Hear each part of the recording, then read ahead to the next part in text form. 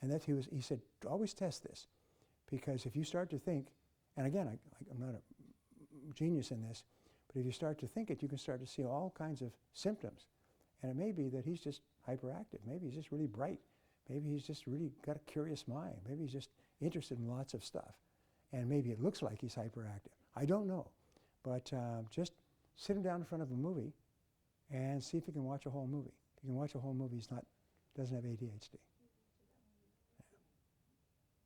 Questions? Yes, sir. The attraction of distraction about the young people. Yes. Which are my children too. Is there any formula to explain them? Put your phone. You just ask them to do it. Just ask them to do it. They don't do it. Because the friends are important, more important than yes. you are. Yeah. Well, more and more companies are. First of all, they do not allow cell phones or laptops in meetings, because you can only think of one thought at a time. If you're checking your telephone and sending messages or on your laptop, which is, they say, well, I'm taking notes. No, you're not. You're checking your spam. No electronic devices are allowed in meetings anymore in more and more companies.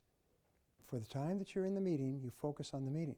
If you're going to have a one-on-one meeting or one-on-two meeting, everybody turns everything off. If you're going to work, turn it off. Just leave it off. If they won't leave it off, there are some really big sticks that you can get at a lumber yard. You just go around and beat them, all right? Or explain to them, if they insist on using their telephone, they're going to have to leave the building. If they leave the building, they're going to be deducted in terms of pay. They've got a habit. It's almost like an addiction. The average university student checks their Facebook 18 times an hour. Up to 18 times an hour. It's an addiction. And you've got to break the addiction. You've got to help them to break the addiction. You say, this is really hurting you. And even when they talk to customers, still the chat with the friend. It's murder. Who's paying for their phone? Are you? Yeah. Just maybe get them to cut down to every half hour, maybe then once an hour. But it's like sort of weaning them off of anything. Just maybe have them cut down. Just tell them it's really hurting you, because psychologists and neuroscientists are showing it's scrambling your brain. It's causing your brain so it cannot think deeply about anything, and it can't concentrate. And so you've got to pull it up, and maybe have them check it once every half hour. Make it a game. Yes, sir. How about if your boss doesn't realize what you're doing on your phone while you're at work with the customer because they're sending you pictures of a cake you want to build, and at the moment you're looking at. You're asking the question: is this what I'm doing right now leading to a sale? If it's not, don't do it. It is, yeah, because they're sending you pictures okay. to show you. That's leading to a sale, then that's fine. Remember, the electronic devices are wonderful servants, but terrible masters. It's supposed to be a servant. It's supposed to help you. It's supposed to help you communicate faster and more effectively in your life. It's not supposed to take over your life with trivia. It's just so harmful psychologically for you to be constantly interrupted. It's just really hurting your mind. Ladies and gentlemen, let's cut it down to 2 more questions, and then we'll wrap up. Yeah. Yes, sir. Yes, Steve. So I mentioned to make it big, it's going to take a tremendous amount of focus and energy. And what would you recommend as far as diet, as far as exercising? How do you maintain your level of energy? Well, there's one simple rule that has transformed the lives of millions of people. I began teaching it years ago, and it's called avoid the 3 white poisons. And the 3 white poisons are sugar, salt, and flour products. And I meet people who, a good friend of mine, he used to be porky, and I met him, and his clothes were swinging on him like a tent on a tent pole. I said, geez, you've lost weight. He said, 22 pounds. I said, how'd you do that? He said, I stopped eating the 3 white poisons you keep talking about. Nothing with salt, nothing with sugar. Do you know that the average can of Coke has 16 tablespoons of sugar? The #1 reason for obesity in America, I believe, is sugar drinks. And unfortunately, the lower you go down socioeconomically, the more sugar drinks and the bigger sizes they eat. And so they're just basically waddling. They waddle. They're so fat because that sugar all goes to the waste. So basically, no sugar drinks. I was just talking to several parents who said never had a Coke in their house all the time the kids were growing up. Michael can tell you that. We never had soft drinks in the house. And our children never drank soft drinks. They didn't get into it. So no desserts, no pastries, no pastas, no breads, no bread products. A bread product is an inert product. It just makes you fat. It has no food value at all. It's just bulk. The only food value you get from a bread product is if you put meat or cheese on it. So what you do is throw away the bread and eat the meat or cheese. So 3 white poisons: sugar, salt, and flour. And the weight will just fall off. It's just amazing. You'll actually see a decline in your weight by as much as 4 to 6 pounds in the first week. Yes. I'm sorry, it's Voltan? Vartan. Vartan? Yes. Vartan. Vartan. Yes.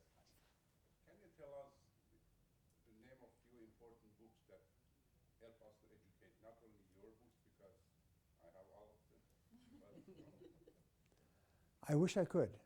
What I've done in 150,000 hours of reading, I've read 6,000 books and 100,000 articles, and I summarize them. I condense them. I put them all together. So I am asked that question all the time, and I don't have an answer for it. I don't have an answer. People say, well, what is the one book? There isn't one book. Sometimes I'll read 7 hours. It takes about 7 hours to read a 250, 300-page nonfiction book. I get one idea, which I can then add to other ideas, with other ideas. But it'll be one idea.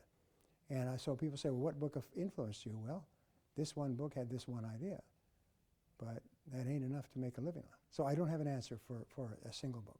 There is a sales book called Core Influence by Dustin. Oh, yes. Oh, yes. Oh, now if you're talking about increasing your sales effectiveness, this is the one. Holy smokes. I bought already 3 books from her. There's one more question I think Nehemiah had. Yes, Nehemiah. You're talking about always leading to the sale. If you offer information, do you feel improving the product, or I guess the service, is more important than actual closing people? Ask the question again. So, like, should you focus more on improving your service or bringing more people to the service? Well, you have to do both simultaneously. They interviewed the presidents of the Inc. 500, the 500 fastest growing companies in America. These companies all started on a kitchen table, all started with an idea, and they asked them, if you had a large amount of money and you wanted to increase your sales and profitability, where would you invest the money? And 95% of them said, I would invest the money in improving the quality of the product. Because there's a direct relationship. 90% of your success in business will be determined by the quality of your product as perceived by the customer. So the more work you do to improve the quality of the product, the easier it is to sell at higher prices. And I do a whole 2 days on this. But I will tell you this, is that the professionalism of the sales presentation is an essential part of the quality of the product. A really good professional presentation, as Dustin teaches you, can increase the likelihood of your making a sale by 5 times. It can actually increase the perceived value of the product, so customers are willing to pay you more for your product because your presentation is really professional. Yeah, so that's why what Dustin is teaching you is absolutely priceless.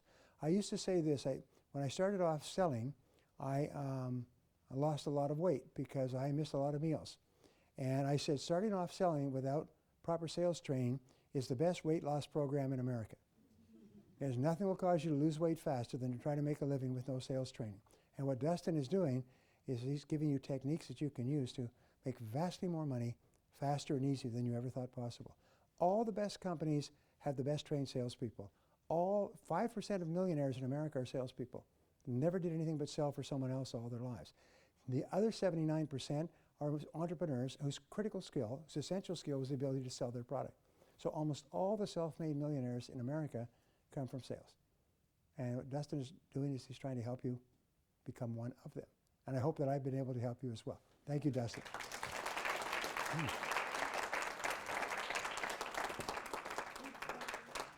Brian, thank you so much. That was absolutely fantastic. Thank you so much. Thank you, my That friend. was great. Hey. Absolutely. Thank you. Thank you so much. Michael, as well. Very, very nice. Very good job. Very good job. Everybody, really quick, if you wouldn't mind standing up. Brian, if you wouldn't mind just indulging me here really quickly. Just stand up, everybody. We're gonna do one of these modern phenomenons and take a selfie picture here of the crowd. There we go.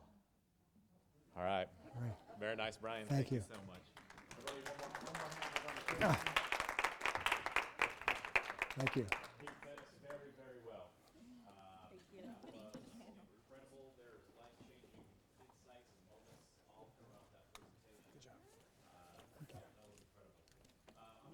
shut here in literally 2 or 3 minutes. I can take I a want